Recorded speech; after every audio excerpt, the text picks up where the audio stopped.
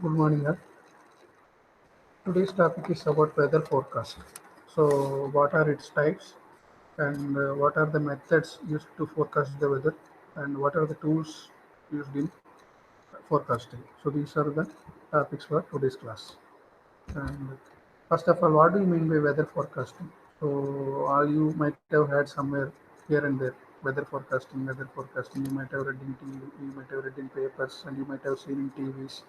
And based on the weather forecast, they will be closing the schools, they will be closing the colleges, they will be restricting the fishing activities. Those kind of things will be happening. Like, what do you mean by weather forecast? So weather forecast is nothing but it is a prediction of future state of the atmosphere actually. What will be the future state of the atmosphere that you are predicting in advance? Say if something is happen, something is going to happen in the evening.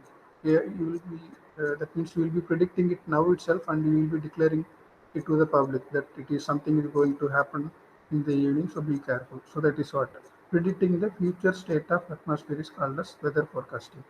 Future state of atmosphere means we cannot predict everything, but what we are interested in, what people are most interested, like whether rainfall will be coming or not, what will be the temperature, whether it will be more or it will be less, whether it will be cold or it will be hot. So those kind of predictions can be made. How the wind will be, whether the speed will be more or less. So those kind of predictions will be made in weather forecasting. So you know that there are different sectors.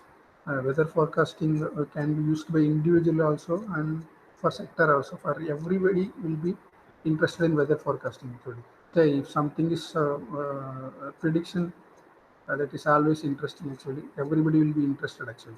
So what is going to happen in your life in future time? If I am able to tell that, you will be very happy. So according to that, you can act. So same way, weather forecasting also it has many uses and many sectors actually. These are all the major sectors which weather forecast will be playing a major role actually. And as you know, agriculture that is the major sector which will be using the weather forecast. So if the information is applied on timely and reliable manner, you can do wonders. Weather forecasting can do wonders in agriculture. So now comes to the now we'll discuss about the importance in agriculture. So we are more interested in agriculture, and what is the importance of weather forecasting in agriculture? You know that your climate is changing, and there is more variability also. So in these conditions, we are speaking more on sustainable agriculture. That means whatever may happen, we have to sustain the yield actually. We have to sustain the yield should not come down, our production should not come down. So weather forecasting will be a best way to achieve sustainability actually. And for the season as a whole, you can plan your inputs. So what will be the weather for that particular season, whether it will be favorable or it will be detrimental. So based on that conditions, you can plan your input management actually. So that also can be planned. And timely land preparation. Say I'm saying that on particular date, maybe on June 1, your rainfall will be onset. So if I am giving onset date, people can plan for their land preparation and all, when they have to plant the land and when they have to take up soil, those can be planned. And apart from that, selection of crop. So that is the major thing actually. So if the season is good and you are going to receive a good amount of rainfall, you can select a crop based on that. And if there is no rainfall or if there is lesser rainfall is predicted, you can go for some other crops which can sustain with lower water availability. So those kind of decisions can be made here. And moreover, you can predict your incidence of pest and disease. So if weather is there like this means you can predict pest and disease also. You know that your weather will be influencing your pest and disease occurrence also. Once you know the weather, you can predict your pest and disease occurrence also, and you can mitigate the adverse effects. So if you are forecasting something, say not favorable for the crop or adverse for the crop, those situations can be very well managed or mitigated. That effects can be mitigated in agriculture. And holding the food grain price in check actually. So you know that every year there will be fluctuation in the price. So when there are more production, automatically your price will be coming down. When there is less production due to bad weather conditions, again your prices will be going up. This can be controlled in check by looking at the weather forecast. Say for particular year, I am predicting that the weather will be favorable for agriculture. That means it is a good weather for agriculture. That means you will be expecting a bumper yield and more production. That time government should come in and they should purchase more and they should keep it in their stock, by which they can check the price reduction actually. You know that when there is more production, automatically the prices will be coming down because everything will be coming into market. So when there is more quantity in the market, automatically your prices will be coming down. So to avoid this, government can come in and they can take some quantity and they can keep it in their stock. And in other way, whenever the bad weather conditions are there, you know that the food grain production will be less, and that time they can come in and they can unload some part actually. They are having a good amount of stock in their hand, no? So that can be unloaded when the bad weather conditions are predicted. So by which you can check the prices actually. You can control the price fluctuation actually. Price can be same for all the years. So those kind of um, things can be done by looking at the weather forecasting. And when you speak of weather forecasting, there are different types actually. And for each type, there will be some uses. Say, these are the major types of weather forecasting: nowcasting, short range forecast, medium range forecast, long range or extended range forecast.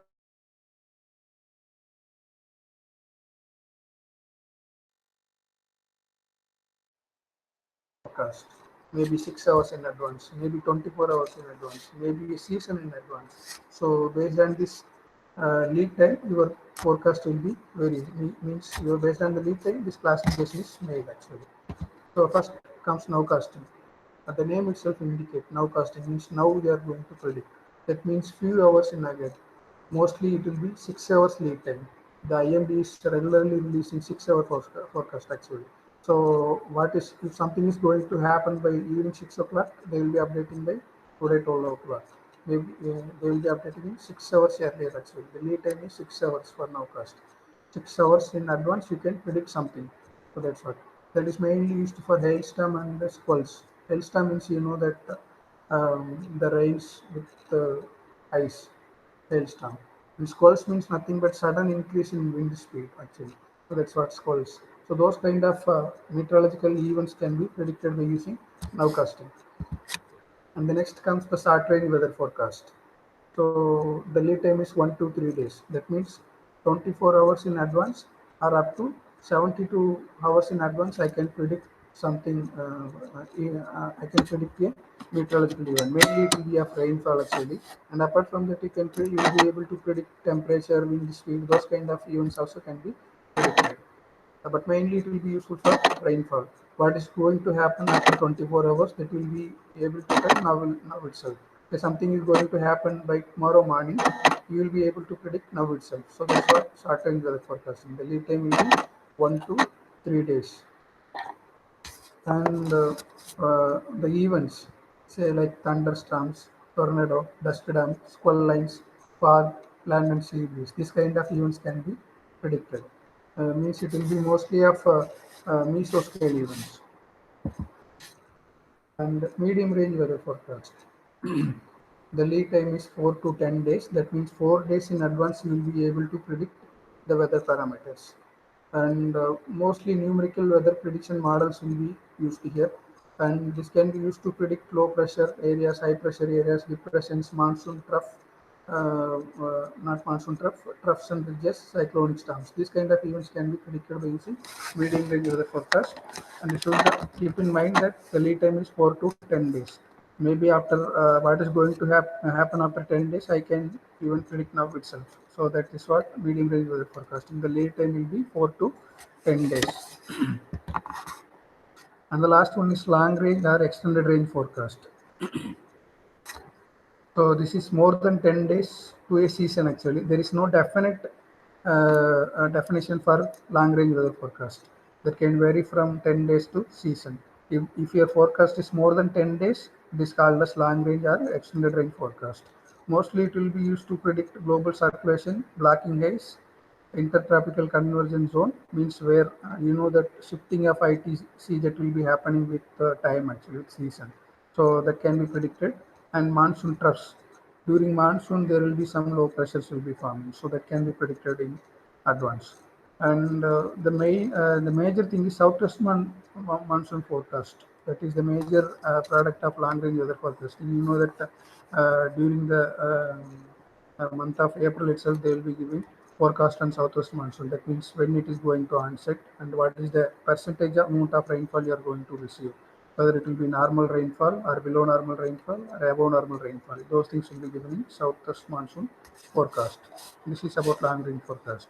So in these four, all this can be used in agriculture, but most effective is your medium range weather forecasting. It will be most effective in agriculture actually, because you know that you have a good amount of time in your hand actually. 4 days. Say something you are able to predict 4 days in advance. You can very well plan the activities in agriculture. So medium range weather forecast will be most useful for agriculture. So there are four types of forecast. And accuracy, when it comes to accuracy, with increase in time your accuracy will be coming down. So that's what, if the time is increasing, your accuracy also will be coming down. So that is the case. Long range weather forecasting will be having the lowest accuracy, and whereas your nowcasting will be having the highest accuracy. So next comes the methods of weather forecasting. What are the methods available to forecast the weather? So there are different methods available: persistent forecasting, climatology, looking at the sky, use of a barometer, forecasting models, analog forecasting, and ensemble forecasting. We'll discuss it one by one. Persistent forecasting. It is a very simple forecast and very easy forecast. Anybody can do it actually. So that is nothing but today's weather will be tomorrow. That means it depends upon the presence of the stagnant weather pattern. That means if there is a weather condition, it is going to stay for longer time. Means at least for 1 or 2 days. If the weather is stagnant, you can predict easily. So that means continuation of the present. Say today is 30 degrees Celsius. Tomorrow also will be 30 degrees Celsius. Today I am getting the rainfall. Tomorrow also I will be getting the rainfall. So that is the condition of persistent forecasting. Whatever it is existing today, we assume that tomorrow also the condition will be similar. So if that is the forecast, then it belongs to persistent forecasting, and mostly it will be used for short range weather forecasting. You know that it will not be accounting for any changes actually. So whatever I am predicting it is existing now will be existing for tomorrow also. It will not be predicting any changes which is happening in between actually. So that is about persistent weather forecasting, and it will be mainly used for short range weather forecasting. You know that it cannot be used for longer range and all. So today is 30 degrees Celsius means I cannot say that after 10 days also it cannot be 30 degrees Celsius, or after 5 days also it cannot be 30 degrees Celsius. So that is what. It is mostly useful for short range weather forecasting. And the next is climatology forecasting. So climatology forecasting, it is also a very simple method actually. We assume that there won't be any major change between year to year. Say on this particular day, last year also same weather condition might have existed. That is how I will be assuming actually. So in that case, what I will do is actually I will be having some historical data in my hand. I will be taking average for that particular week. Say if I have 5 years or 10 years of data, I will be taking the 10 years of data and I will be taking average and I will be putting it today's date. Today's weather will be like this only, because that's what the climatology forecasting. That's how the climatology forecasting is done actually.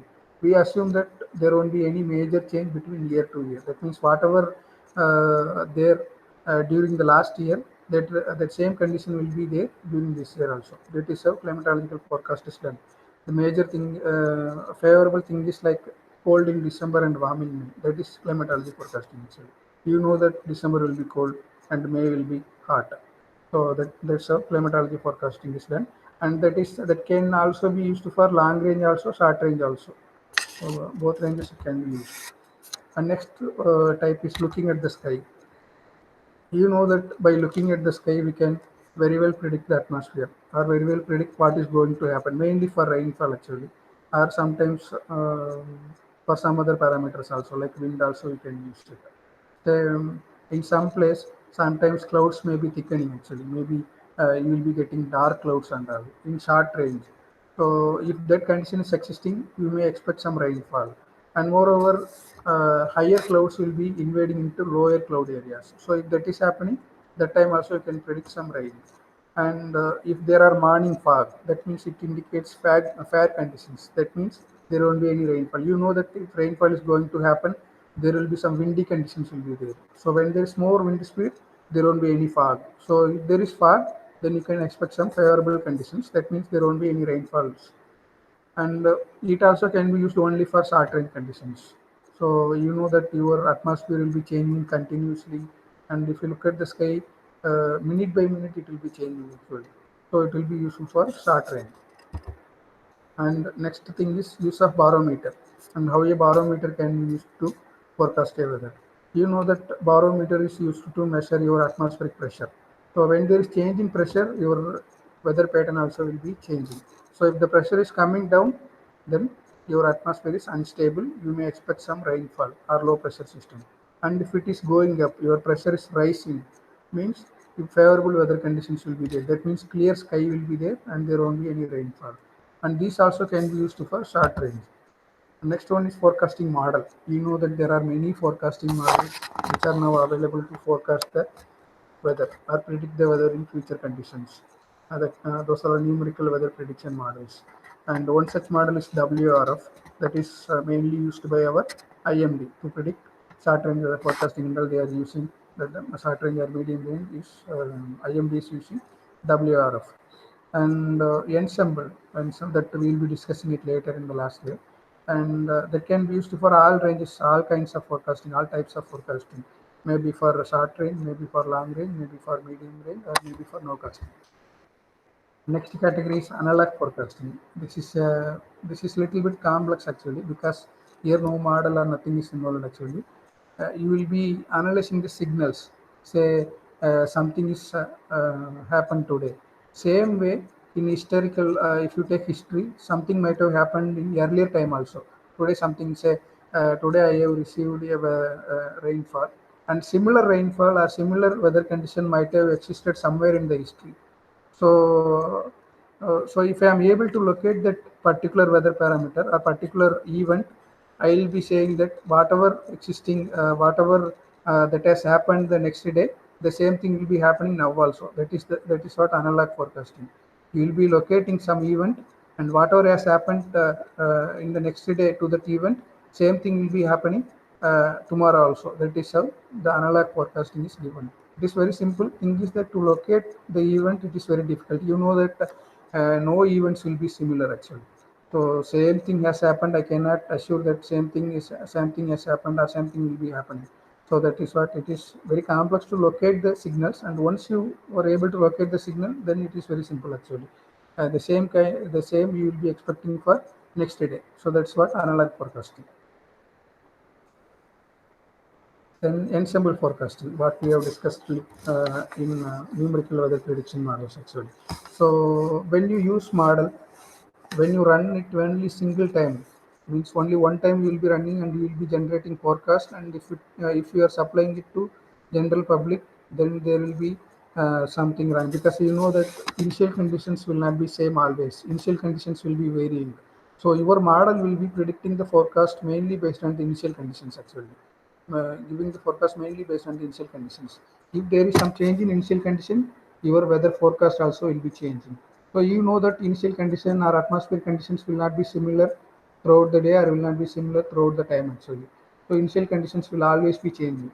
So in that condition, what we have to do is actually, so we have to keep one initial condition and we have to generate one forecast. Change the initial condition and again run the forecast. Like this, you have to do multiple times and multiple initial conditions you have to involve. Then you will be having many forecasts. So by looking at this forecast, you will be doing some corrections, and at last you will be giving it to the general public. So that is what ensemble forecast. You will be having many forecasts, and you will be giving the best one to the public. So that is what your ensemble forecast. And the next part is tools. What are the tools which we need to forecast the weather actually? First and foremost thing is observation. Actually, synaptic observation. Synaptic observation means nothing but at particular time you will be making observations, weather observations like temperature, rainfall, wind speed, wind direction, whatever it may be. You have to record it periodically, and synaptic times you have to record. So 3 hours, 6 hours, 9 hours, 12 hours like this, and synaptic times you have to record your observations. And auxiliary charts. So you know that you are having observations now, and synaptic charts has to be prepared. Synaptic chart means nothing but representation of your weather parameter and the map actually. So that's what synaptic chart. And apart from that, there are some auxiliary charts. Means you have now weather parameter, and there will be some derived parameter. Say moisture index can be derived, or some kind of chill index can be derived. So those kinds of derived parameters can be drawn in charts. That's what auxiliary charts. And apart from that, satellite images can be used for weather forecasting. You know that short range or nowcasting can be done using satellite images and all. How the atmosphere is looking at how the atmosphere is uh, mm, looking. So that can be observed in satellite images, and satellite bulletins can be used. And derived products from satellite observation. Derived products means so what is the cloud top temperature, or what is the outgoing long wave radiation, or what is the moisture content of the cloud. So those things are derived from satellite observation. That also can be used in forecasting. And the AWS plotted charts. AWS is nothing but automatic weather station that also will be recording your weather parameters frequently, and that should be placed on charts, and that those charts can be used for weather forecasting. Shifts and bio observation. So shifts means this means like observation over the ocean actually. You know that apart from the land observation, we should always have some ocean observation also, because you know that it also will be influencing your climate. So those observations also will be collected and will be included in your weather forecasting. And apart from that, radars, both weather radars and the Doppler weather radars will be used in your weather forecast. You know that your weather radars will be able to collect many informations like where the cloud is moving, or if you are locating a system towards where it is moving, at which speed it is moving. So those conditions can be predicted and can be used in weather forecasting also. So that is of today's class. Thank you.